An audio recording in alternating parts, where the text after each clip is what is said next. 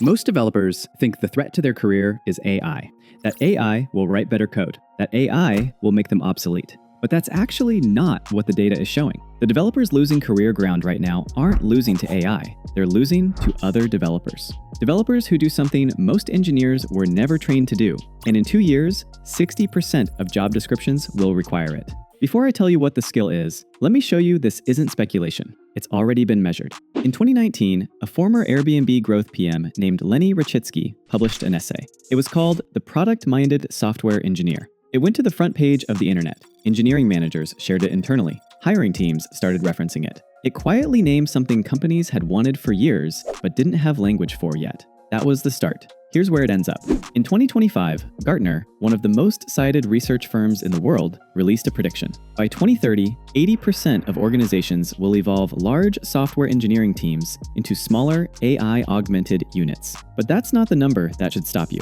This is the number. In July of 2026, Gartner published a follow-up forecast. By 2029, 60% of organizations will be running what they're now calling tiny teams. And here's what defines a tiny team. Not just fewer people, a product manager, a designer, and one AI-native software engineer. Each one expected to cover what used to require multiple specialists. The line between developer and product thinker isn't blurring, it's being erased. Here's what that actually looks like in practice. 2 engineers at a startup get the exact same ticket. Build a modal for user onboarding. Developer A opens VS Code. 3 days, clean code, ships it. Exactly what was asked. Developer B does something different first. She walks over to the designer and asks one question. Why does this need to be a modal at all? That 5-minute conversation reveals something nobody had caught. Users were abandoning the app at this exact step. Not because the modal was ugly, because they were getting hit with it before they'd seen any value from the product. The modal shouldn't exist. The onboarding should happen after the first win.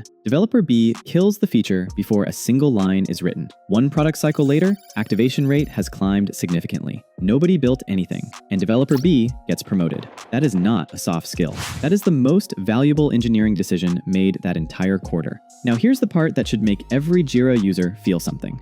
3 people started a company in 2019. Carrie Saarinen, a designer from Airbnb, Jory Lalo, an engineer from Coinbase, Thomas Artman, an engineer from Uber. No growth team, no marketing budget. They were going after Jira, built by Atlassian, a company worth tens of billions, with thousands of engineers behind it. By the time Linear had 17 people, they were already profitable. They didn't win because they wrote better code than Atlassian. They won because every single person on that team was expected to think about why the product existed. What a user actually felt when they opened it, whether a feature should exist at all. Today, Linear has over 18,000 paying customers. OpenAI, Vercel, Cursor, Ramp, Perplexity. And they did all of that with 87 employees. Atlassian has over 12,000. Here's the twist most people completely miss. Product thinking wasn't invented because of AI. Linear and Stripe have operated this way for years, but AI changed the economics. When writing code was hard, being fast at it had real value.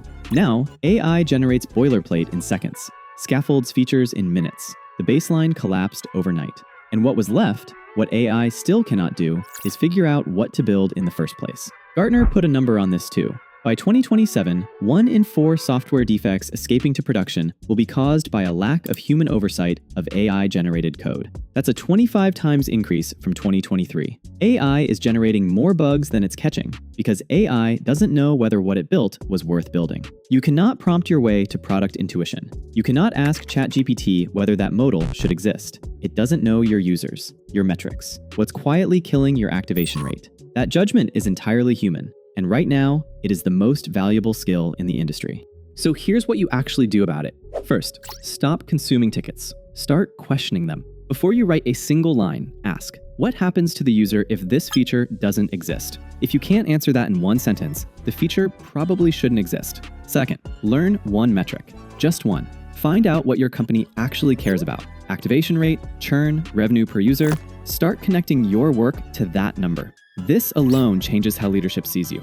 Third, watch 1 user session a week. Tools like PostHog, Hotjar, FullStory record real users using your actual product. Most engineers never watch them. The ones who do almost always build something completely different from what was originally specified. Not because they're smarter, because they saw something their teammates never looked at.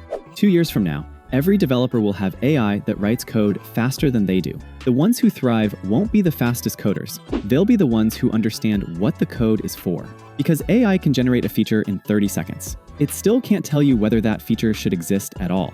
That's still a human job. Right now, it's the most important one. Now, before you walk away thinking coding doesn't matter anymore, it does, but not for the reasons most people think. I made a whole video on exactly why the coding is over narrative is wrong, and why the people saying it are missing something important. Just click it and I'll see you there.